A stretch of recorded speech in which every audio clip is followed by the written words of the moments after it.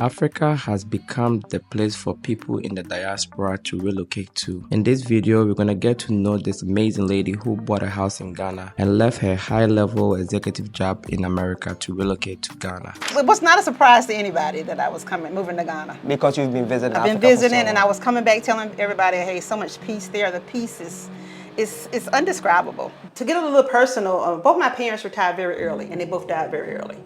My father worked at a company for over 30 years and retired at 55 and died in his early 60s, and I was not going to be in that statistic. But then I did some great investments with houses that I lived in and sold at the right time. I think, you know, if you are looking to invest in land and property that you're not building on, check the market all the time. Hello guys, you know, I don't usually do this, right? Bringing somebody on the channel unless they have an amazing story. And I got one for you guys today.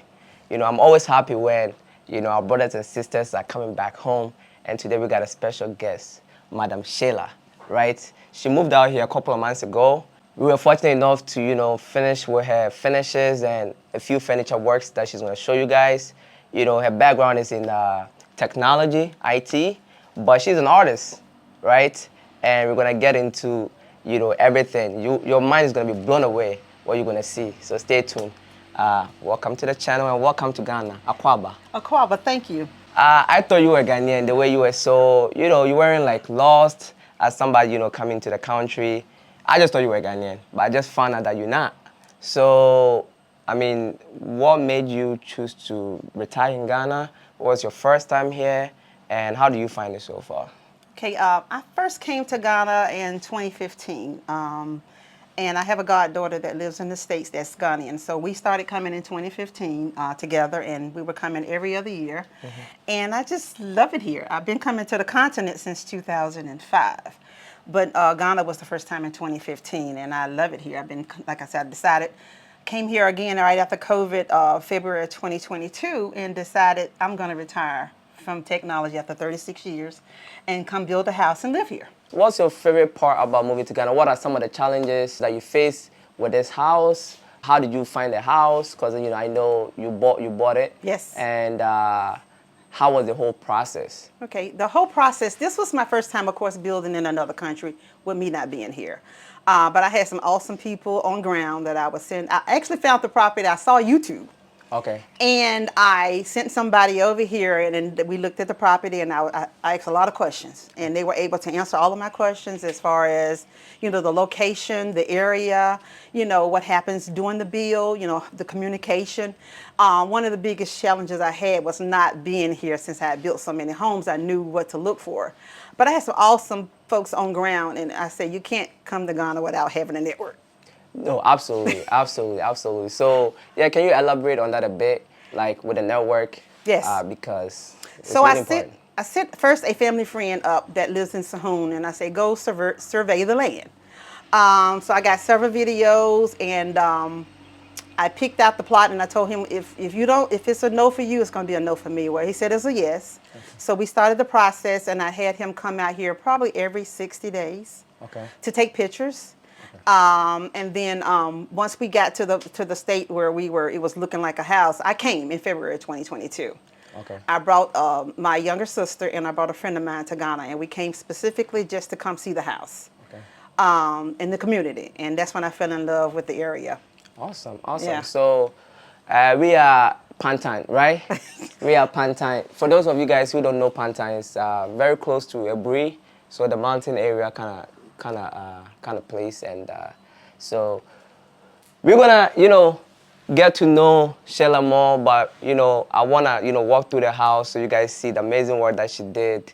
So your landscaping is a bit different, right? Usually you see your grass on the ground and you have a few plants, but yours is pure, you know, white rocks. What's the idea behind it? Was it like suggested to you by somebody, or this was your own creation? It was actually suggested by Bismarck. I would have never picked white rocks, but I know I didn't want grass because I knew that grass in Ghana, I mean, I love the greenery, but I knew grass in Ghana, mosquitoes and cutting grass, the maintenance, and I'm a no maintenance outside type of person. So. I feel it. For those of you guys who don't know, Bismarck is my business partner, you know, so I show a lot of construction work on my channel. And, you know, we do solar installation, you know, designing your house, building, interior design, all that stuff, customized furniture. So that's who she's talking about. And so if you need help in that space, reach out to us. All right, so beautiful, beautiful landscaping here, rocks and plants. We're gonna get inside and you guys are gonna be surprised what you see, right? We're gonna surprise you guys, so let's get into that. So what do you plan on doing down here now that you are retired? Obviously, I'm sure you're not planning on working for somebody as I preach on my channel in Ghana, you know, coming from that big pay, you're not gonna come and work for somebody here. So what's the plan? Okay. Are you trying to start your own firm in the technology space, or what are you doing? Well, before I was working at one of the biggest banks in the States, and I was actually put in contact with some resources here. The bank that I was working for has a relationship with the University of Ghana, and actually one of the secondary schools. So I was told to come here and get settled. My passion is young women in technology. Okay. So I'm gonna look and do some mentoring in the school. Awesome. So do you have any kids? I mean, moving here, did you move with your kids, or, you know? I have 2 grown children. My son is 36. Okay. And my daughter is in the Navy. She'll be 30 this year. And I have three grandbabies. You know, I was in the Navy as well. Oh, wow. Yes. So she's in San Diego right now. She actually comes out in May this year. Nice. San Diego has like one of the biggest Navy bases in the country. Yes. So awesome. Is she coming to visit? I actually brought her in 2017. Okay. When she comes, man, we can speak some sailor language. All right. Now let's jump into. Are they happy that you're here? Do they love you when they come to visit? They actually, so I went to my kids first, and they were 110% behind me as far as moving. It was not a surprise to anybody that I was moving to Ghana. Because you've been visiting I've been visiting, and I was coming back telling everybody, hey, so much peace there. The peace is undescribable, the peace that you get here. Love it. Yes. Like, yeah. I feel it as well. People don't understand. You have to be on the ground to get it, right? You have to be on the ground to get it. Absolutely. While there is, you know, a few stress that you got to go through here, it's inevitable, but you still get to feel the peace, you know? Pack your patience, okay? All right, so we are inside of Sheila's beautiful house now. And here, I'm not going to do the talking. She is going to do the talking because, you know, she put a place together beautifully. I was here about 4 months ago, I think. And we were bringing the dining table. We did a kitchen and a few stuff that we brought in. So, you know, she came and she put her touch to it, make it feel really African. I thought, like, I love African stuff, but she is on a whole different level. So kind of take us to, you know, what we have here. Okay. First of all, I am an artist, so you may see art all over the table. Art by Tatari. I also decided when I moved here, I love African art. So I actually hired a artist out of Accra to do most of the work, actually all of the work other than the work that I do here. So you'll see his work displayed in my dining room. And actually the company did the dining room table for me, and also the console. So this is my living area. And of course, like I said, I love African art. She was my theme. My lady in orange. Okay, because you say you love, you know, women. I love color. I actually love color. So I always do my designs, I start top to bottom. Okay. Right, so if and sometimes I do bottom up, like if I buy a carpet or rug, I build my design going up. Like if you notice, there are some orange spots in here, so I kind of do some accent colors. Yes, love it. So you guys also designed the console table for me. Yeah, Arcadian. That's what she's talking about. You know, the dining table, there's and a few stuff in here. Yes. But let's get to the painting, because your painting is a bit different. So I wanna, you know, you said these are already sold? These right? two are sold. Yeah, everything is for sale, but these two are sold. This was actually a commission piece. Okay. The customer wanted, and again, I love doing commission pieces when I'm given the opportunity to use my creativity. So that's like you were given this to. He told me he wanted orange, a touch of orange, yellow, and white. So when I showed it to him, and gold. So when I first thought about those colors, I'm like, okay, those colors aren't going to do well. But I decided to do a background in the yellow. Okay. And you see touches of gold, and you see touches of white in the painting. Okay, awesome. So, yeah. This is beautiful. But the feel is a bit different from your regular painting? Yes. So what's the name of this kind of art, and then how do you achieve this? Okay, this is called, I do acrylic pours. This particular technique is called the Dutch pour. And I cover most of my paintings with what they call resin, which is just my varnish. So it's like a hardener and a resiner, which actually gives you this glass look. Any type of art needs to be protected with a varnish. And I just decided that covering my art in resin is lifetime guarantee. So you can put this in the sun and it's never gonna fade. And it just takes the paintings up a notch. And it looks like it can stand water, right? Oh yeah. Oh, you just to wipe this off. Wipe it off, you just use a wet paper towel. Awesome. And dry it off. Beautiful. Yep. Beautiful work. So with the art part, right? As you were just telling us, corporate America, Bank of America, actually, technology. So when did the art start? Were you doing it on the side all this while? How did the art come about? So as you know, guys, in the States, everything shut down. And so we all went home to work 5 days a week from home. You mean COVID, right? Doing COVID? Doing COVID. And so I had an office, and I actually traveled a lot, and I always got a lot of art when I traveled. So I started looking at the same pieces every day. So I decided to take a couple pieces down. Some of them, most of them I had bought somewhere. I took them down, and I started going on YouTube. And so I started covering them like with plaster. Okay. To give it a texture. I always like that, that modern look. And so I started covering with plaster, and then I was just throwing paint. Okay. So then I decided I would go out and buy some canvases and just started throwing paint on canvas. And then I started realizing there was a lot of people doing acrylic pours on YouTube. Okay. So I went to school of YouTube every night. YouTube University. You became an artist through YouTube University. And I will take a break here to, come in. You could learn almost anything you want on YouTube nowadays.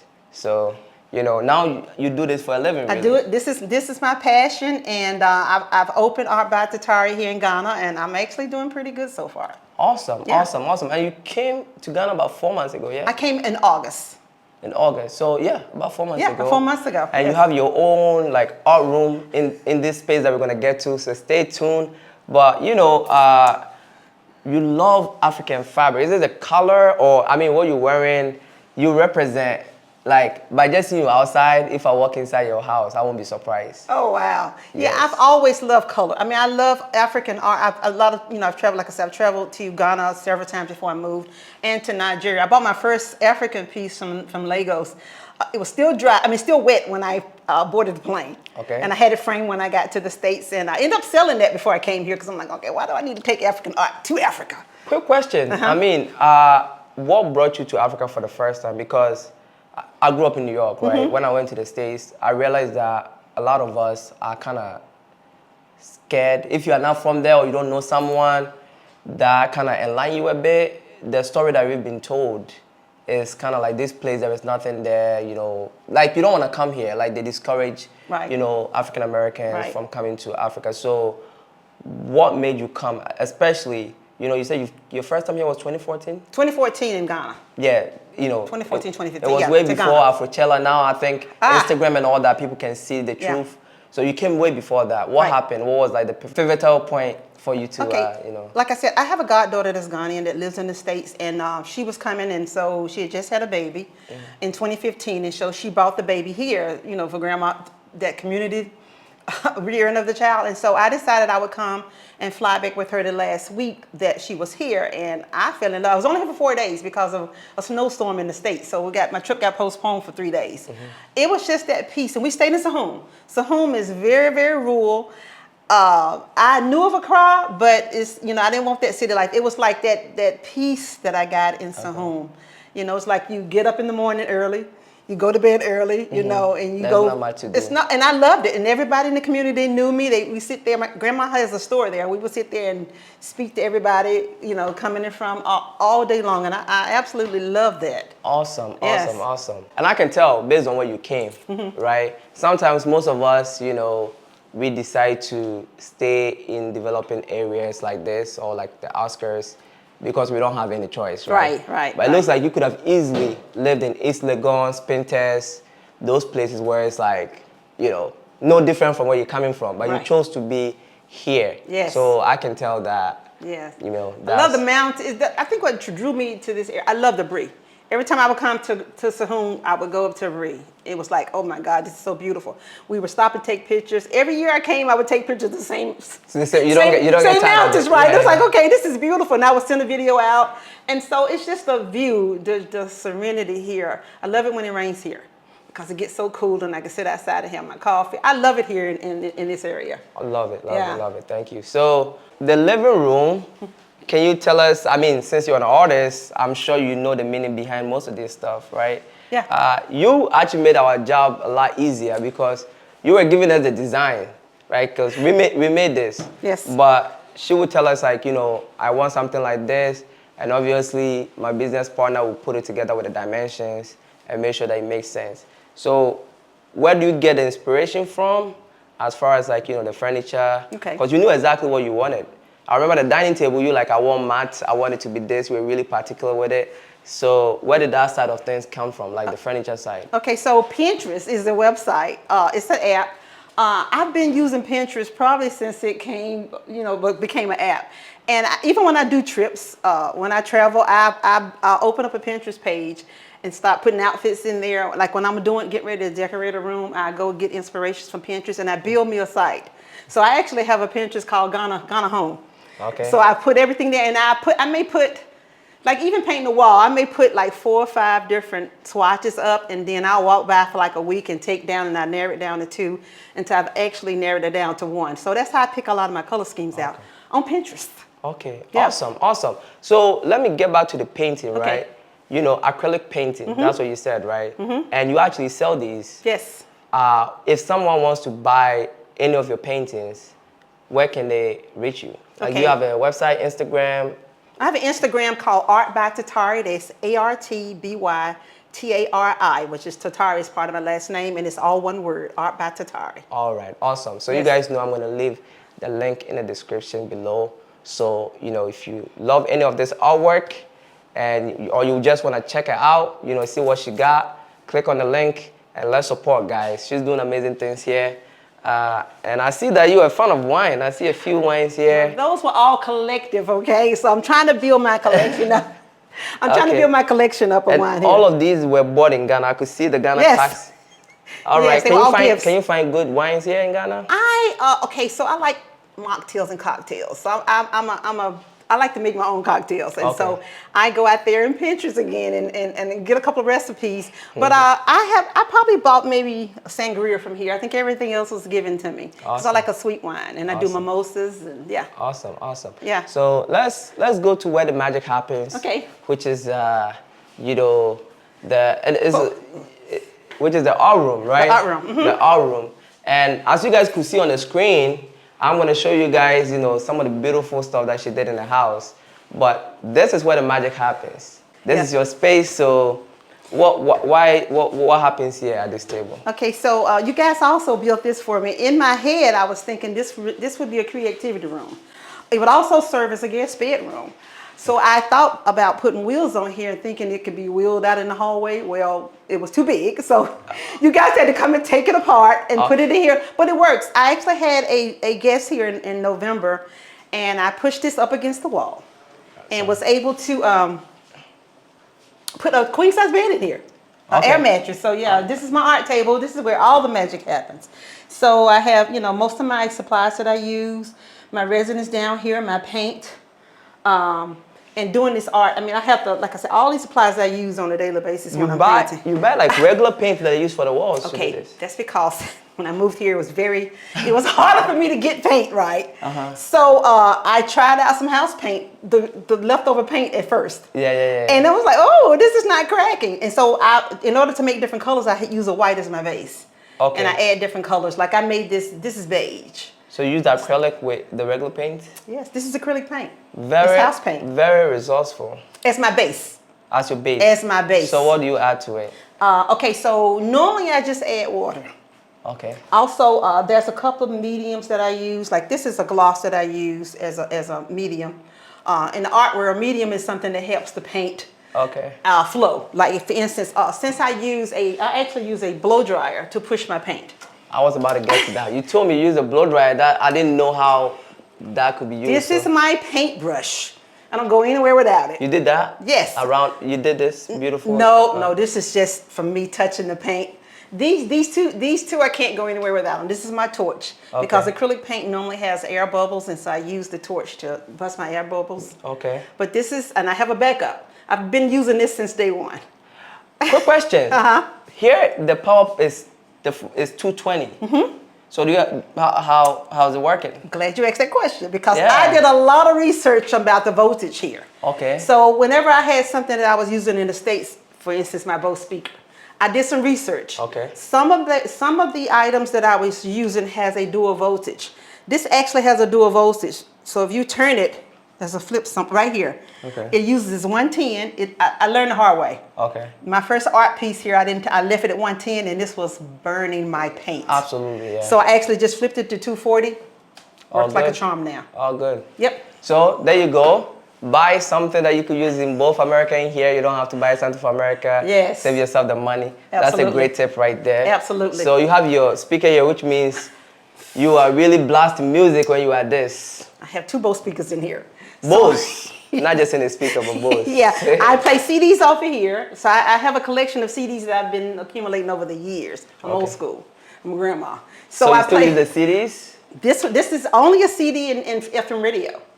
Love it. Love it. So these are, Those okay now. these are the CDs? No, these are albums. These are old so albums. these are the These CDs. are all CDs. Okay. Yes, and these are albums, which I need to find my chord here, so I'm gonna play some of my old records here. Awesome, awesome, Yeah. awesome. Yeah.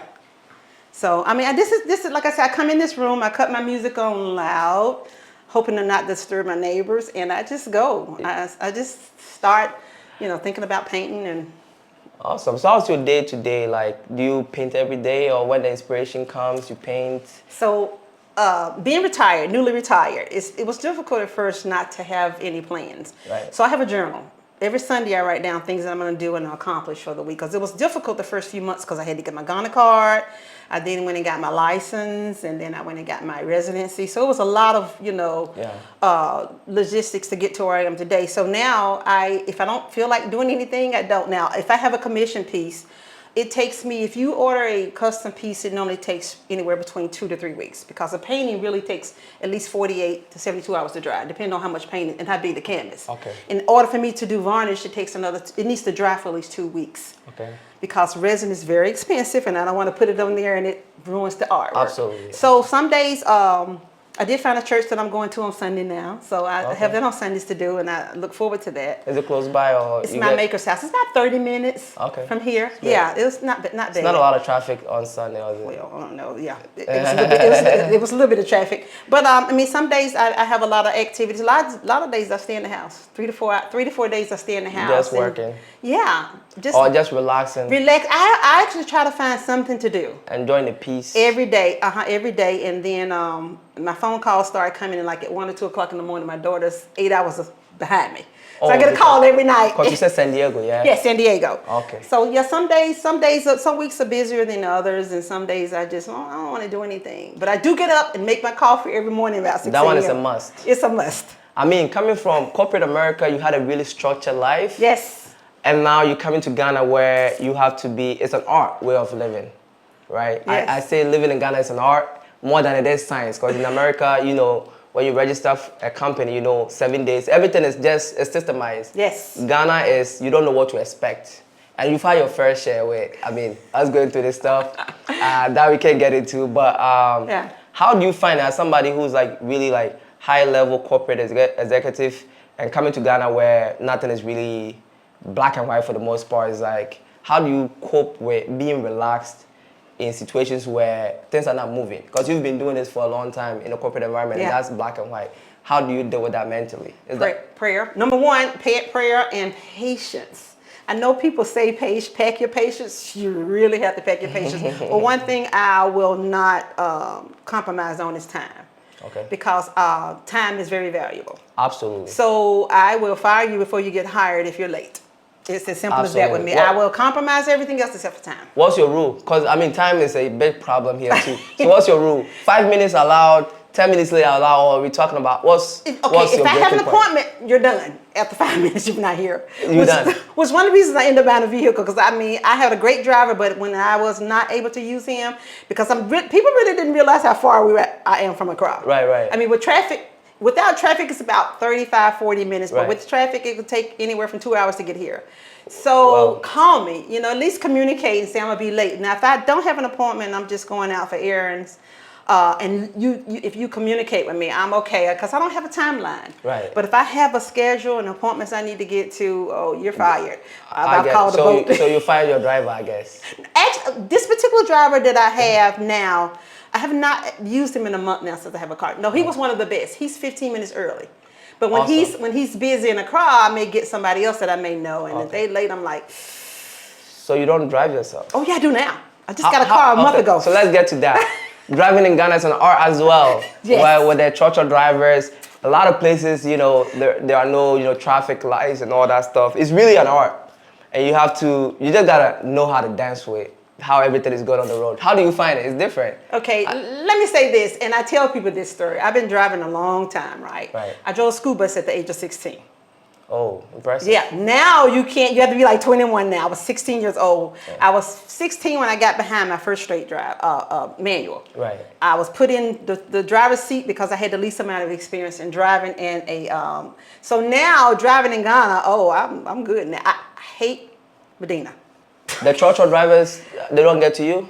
They don't. I mean, More as far so as the motorbikes, because you can be sitting there and before you know it, they zoom past you. So you gotta always. I mean, I was taught to do defensive driving anyway. Okay. I've driven in New York City. I've driven in DC and Charlotte right now. If you survive New York City, I find it easy here because of New York City. Yes, it's brutal. Yes, the cars are so close to you, and that's what you go through here. So if you're coming from the countryside where like you were just driving and nobody's really bothering you, you're not dealing with like intense traffic, then driving in Ghana could be difficult. So it seems like you just got it. No, man, yeah, I'm good. I mean, I don't even let the driver. We went to go test drive my vehicle before I bought it, and my regular driver was in the driver's seat.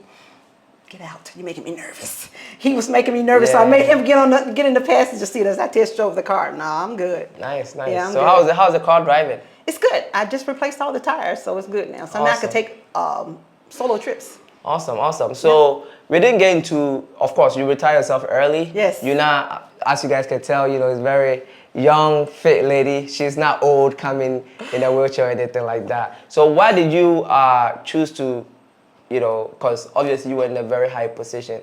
Why did you choose to hang it up and come to Africa? Okay, to get a little personal, both my parents retired very early, and they both died very early. My father worked at a company for over 30 years and retired at 55 and died in his early 60s, and I was not going to be in that statistic.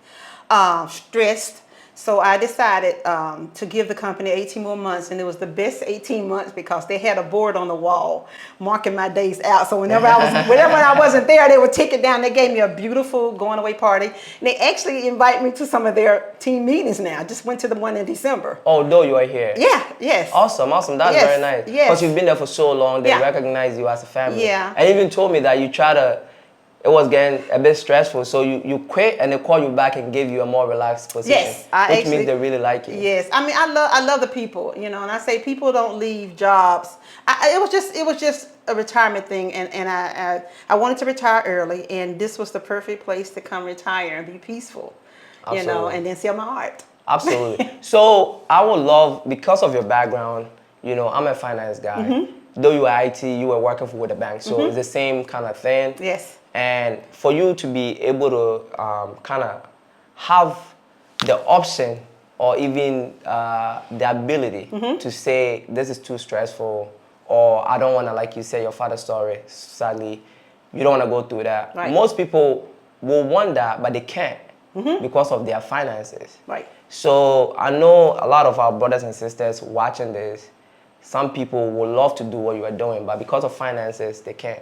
What advice do you have for those people? What did you do early on that set you up well to a position where you can choose to, obviously you say you quit your job for about 11 months and they call you back, something along that line. You can do that. Some people can't do it, whether they want to do it or not, because of finances, you have no choice. So it's really important to have the ability to do that. And how do people achieve that? Okay, You know? I say early on, the states offer some retirement plans, so that's my back pocket savings. For Okay. them. So that's that's not touchable. But then I did some great investments with houses that I lived in, Okay. and sold at the right time. I think if you are looking to invest in land and property that you're not building on, check the market all the time. See when the market is high and when it's low. And so I sold both houses that I had bought.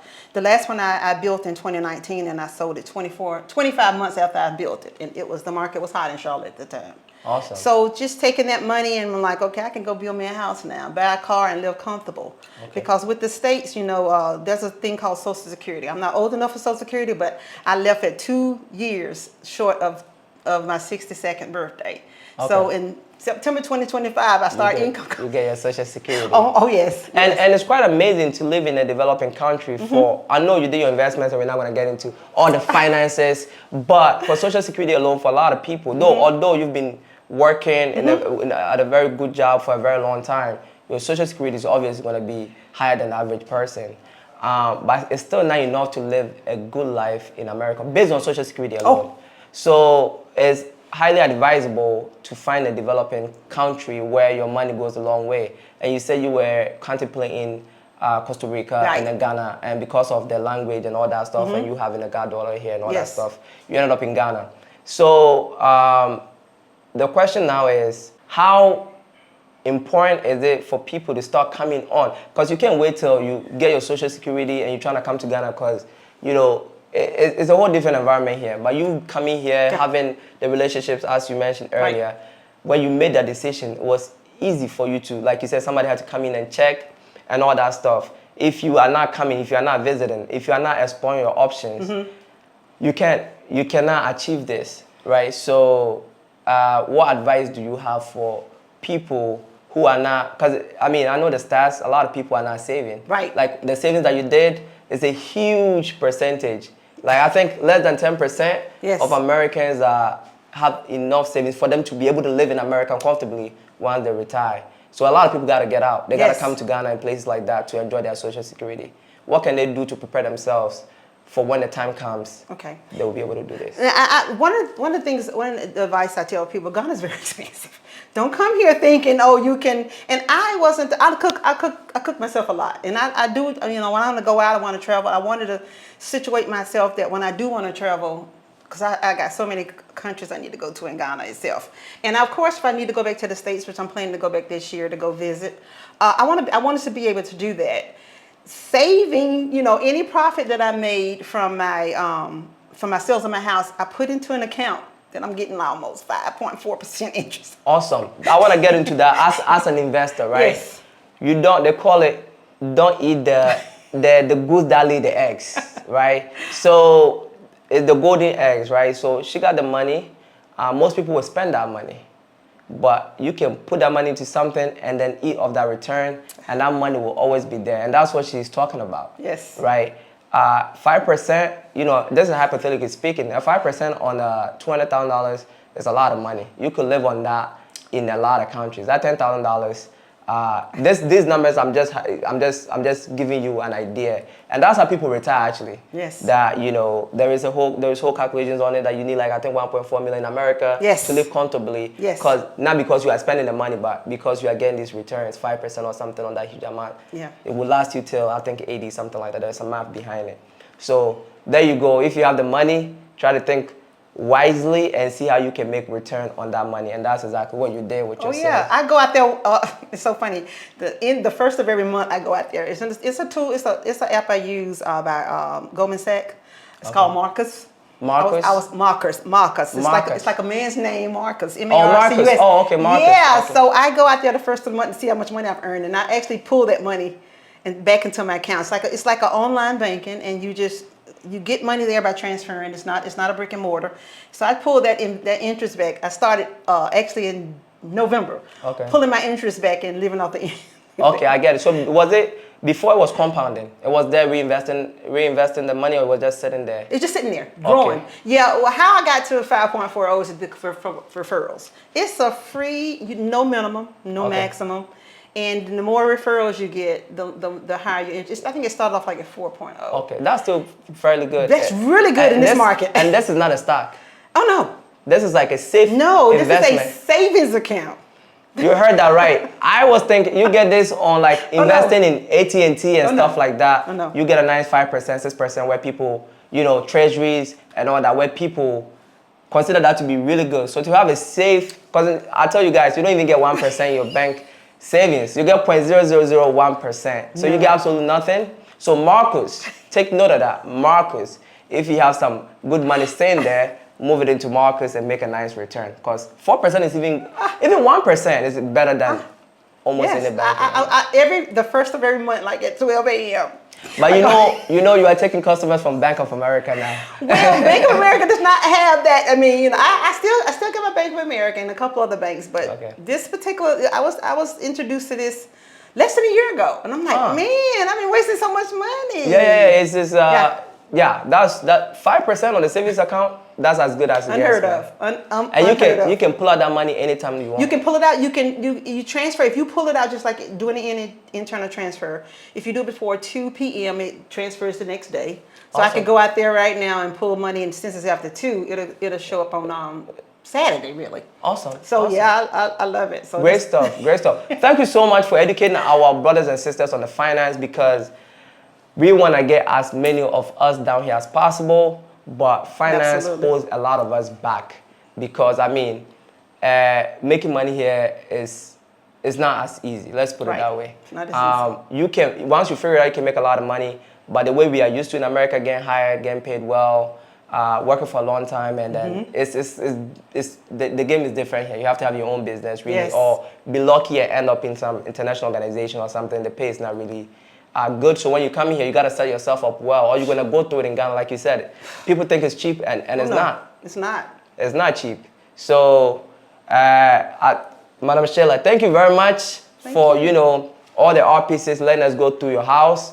You know, as you guys saw on the screen, you know, you show her, you know, bedroom, her living room, and, you know, her kitchen. All that stuff was beautifully set up. We did her kitchen. We did a few of the furnitures.